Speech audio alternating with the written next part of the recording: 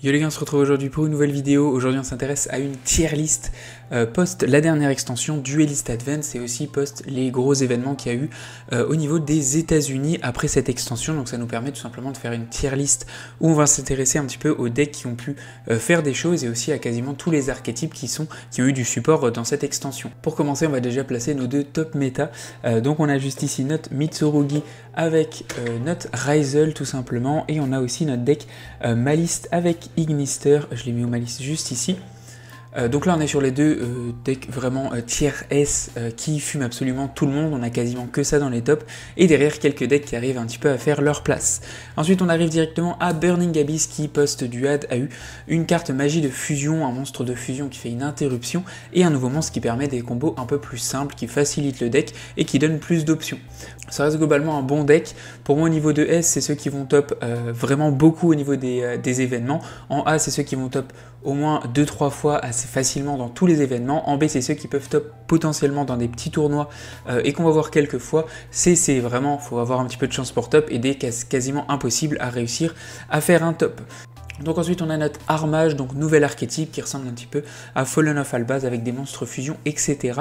Je pense que pour le moment en tout cas c'est un deck qui va en C, étant donné qu'on n'a pas assez de support, pas assez de possibilités et pas assez de facilité pour aller à nos combos, avoir des boards, etc.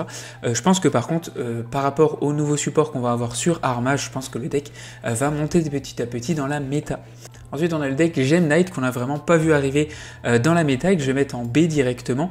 Donc Gem Knight qui est joué vraiment avec très peu de Gem Knight dans le deck, ou du moins vraiment limité au maximum, pour ensuite avoir accès à beaucoup d'entrap et pouvoir faire des tops. Donc il y a eu 2-3 dans le dernier, North America ou Central America, mais c'est un deck que personnellement je n'attendais pas au niveau des tops.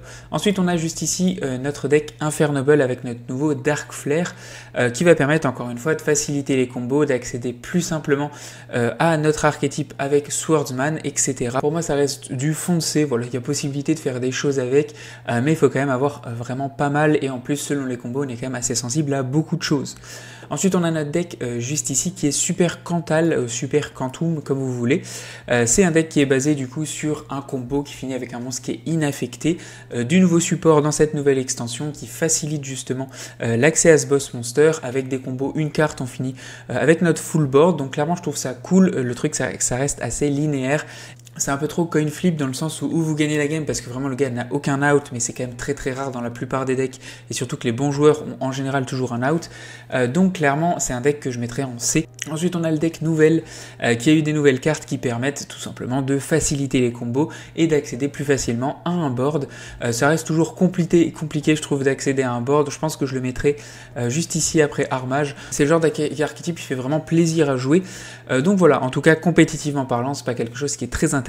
On prend beaucoup d'entrap encore une fois, surtout des drolls, et en plus on a besoin de sacrifier à chaque fois un monstre sur notre terrain, plus un deuxième monstre ou sur le terrain de l'adversaire ou sur le note, ce qui limite vachement nos combos et ce qui complexifie les combos avec ce deck là. Ensuite on a Blue Eyes que je casse clairement avec Primite, hein, voilà je le dis pas, mais clairement avec Primite que je mets en B, donc c'est toujours un très bon B. Le deck est toujours fort, on va toujours chercher autant de ressources, le deck ne change quasiment pas et n'évolue pas forcément, mais clairement ça continue les tops et ça reste extrêmement fort. On a ensuite Crystron que je vais mettre au même level que juste ici un Gem Knight, on peut faire des tops, le deck est toujours aussi fort, on a voilà les ressources, on a en plus plein d'effets qui s'activent dans le grave, et franchement ça reste un excellent deck qui peut en plus faire des interruptions et des synchros pendant le tour adverse. On a ensuite notre Mitsu classique, donc pur juste ici, je le mets en fin de B, toujours possibilité de faire des choses. On a derrière notre nouveau deck Monarch qui a un petit peu évolué, je pense que je le mettrai juste ici. Ça reste clairement un bon anti-méta, toujours le problème d'être deuxième avec ce genre de deck qui veut bloquer par exemple l'extra deck adverse, etc. Mais full combo et tout, ça reste un bon deck, je pense que je le mets juste ici. En C, ça me paraît plutôt bien. On arrive au nouvel archétype RB, donc qui est basé sur les monstres machines et qui va avoir des effets pendant le tour adverse si on a nos monstres lignes qui sont liés à des monstres RB. Donc clairement c'est pas un mauvais deck, clairement il manque un peu de support, il n'y a pas forcément assez de cartes dans le deck, etc. Mais ça peut faire quand même des choses, je pense que je le mettrai ici ou peut-être quand même derrière Inferno Ball. Je pense que je le mets ici parce qu'il manque encore de cartes pour vraiment que ce soit intéressant.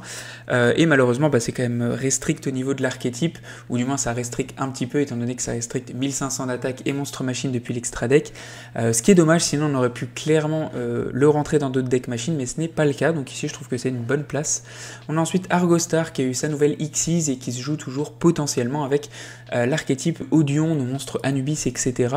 Pour moi ça reste un bon deck, hein. Franchement on l'a pas vu ces derniers temps, quand c'était sorti on a vu pas mal de decklists et de petits tops en tout cas qui étaient sympas avec Argostar ou avec notre deck Odion, et est-ce que la fusion des deux va donner quelque chose? Pour le moment pas grand chose sur les gros événements, mais sur les petits pour le coup c'est possible. On a ensuite Primite, donc Primite qui a eu un nouveau dragon, une nouvelle fusion, etc.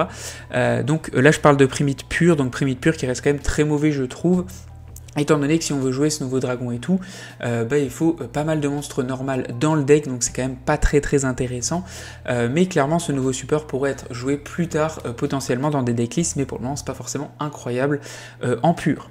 Ensuite on a notre deck juste ici, Mermaid avec Atlantéen, donc pareil pour moi ça reste dans un petit peu Crystron et ces nouveaux decks là qui font des petits tops, en fait ils font quelques tops à chaque fois, ça reste toujours un excellent deck, des bons combos, plein de ressources, et la possibilité de plein de choses dans ce deck là. Ensuite on a notre Memento qui est un peu dans le même mood je trouve que ce deck là.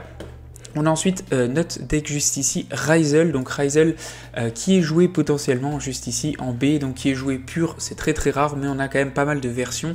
Mitsu, on a maintenant avec notre deck Utopia, etc., qu'on va voir juste après. On a aussi une version avec Heraldic Beast. En tout cas, ça reste un deck qui est extrêmement fort et qui, malgré toutes les banistes, etc., reste dans les top méta de Yu-Gi-Oh! Donc voilà, ça reste toujours très fort. Je vais mettre juste ici Mitsurigi qui est un petit peu dans le même style. Il y a pas mal de versions. On a des Mitsu avec Ryzel, mais aussi des Mitsu purs qui top. On a des Mitsu avec d'autres choses un peu plus bressons, etc. Donc clairement, encore une fois, un archétype extrêmement fort. Au niveau de Vanquish Style, avec cette nouvelle carte qui permet de faire des choses pendant le tour adverse, qui est extrêmement fort. Donc là, on a vu des tops dans les derniers WCQ au niveau des États-Unis, donc on va le mettre en A. Et en plus de ça, Canine n'est pas encore sorti, donc post-Canine, ça va être clairement une vraie dinguerie. Comme pour l'OCG, donc on savait pas trop ce que ça allait donner. Tout dépend un petit peu aussi de cette méta qui est actuellement là, post-banlist, Mitsu ce que ça va donner, au niveau de Malice ce que ça va donner, et au niveau de Ryzel pareil. Mais post-banlist, potentiellement notre Vanquish Soul avec Canine sera notre nouveau top méta qu'on va retrouver absolument dans tous les decks. Ensuite on a Lunalight, donc Lunalight qui a encore une fois eu du bon support, Lunalight qu'on a vu et qu'on voit à chaque fois dans les compétitions et qui revient à chaque fois qu'il y a de nouveaux supports. Je vais le mettre juste ici, ça reste aussi un bon deck, peut-être après tout ça quand même. Je pense que je le mets ici plutôt parce que ça reste un petit peu moins souvent qu'on voit des tops, à voir un petit peu sur ce que ça donne sur les prochains WCQ et YCS, etc.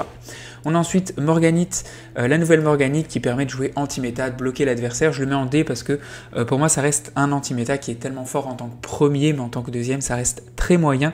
Et aussi en tant que premier, si on pioche pas les bonnes cartes, on va pas forcément très loin. Donc clairement je vais laisser en D. Clairement ça m'a surpris qu'il n'y ait pas eu de top dans les derniers gros tournois, étant donné qu'on engage à 3, qu'il y a cette nouvelle ligne qui fait des dingueries, qui permet d'aller chercher engage. Donc clairement, moi je vais le mettre en fin de B, parce que zéro top clairement dans les gros tournois, mais j'y crois vraiment à 100% que le deck est extrêmement fort. Après c'est vrai que c'est un deck qui est tellement là depuis longtemps que tout le monde s'y connaît, tout le monde sait un petit peu comment le contrer, et qu'en plus sous draw ça reste quand même compliqué, donc c'est peut-être tout ça rassemblé, mais en tout cas je trouve que c'est un deck qui est extrêmement fort et qui peut quand même faire des choses. On a ensuite notre deck Psychique qui a eu du nouveau support, donc là je vais le mettre aussi au même level. Je trouve que c'est du bon support, que ça va un petit peu dynamiser le deck, mais ça va pas aider en tout cas compétitivement à ce que le deck soit vraiment bien représenté.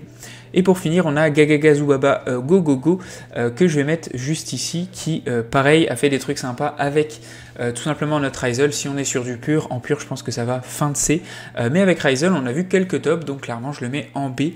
Ça reste un deck qui est potentiellement fort, tout simplement dû à encore une fois notre Ryzel dans la méta.